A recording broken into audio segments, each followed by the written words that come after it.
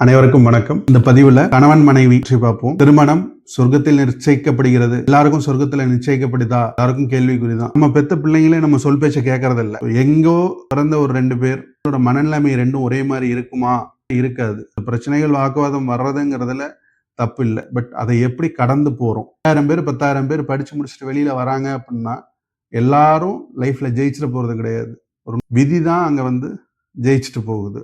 எறும்பு ஊற ஊற கல்லும் தேயும், பாறைக்குள்ளும் ஈரம் உண்டு. கடந்து செல்லும் பொழுது அது ஒரு மகிழ்ச்சியான சூழ்நிலை அப்படிங்கிறத உருவாக்குது. பணம் தான் வாழ்க்கையா அப்படின்னா பணம் மட்டும் வாழ்க்கை இல்லை.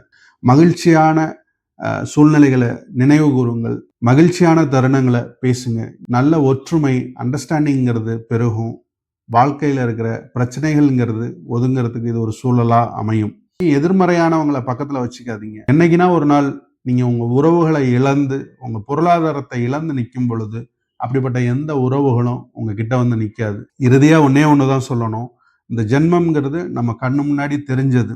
ஸோ நம்ம கண்ணு முன்னால இருக்கிற இந்த சில வருடங்களை ஒரு மணி நேரத்தையும் மகிழ்ச்சியாக செலவிட, உறவுகளோடு இணைந்து வாழ அனைவருக்கும் வாழ்த்துக்கள்.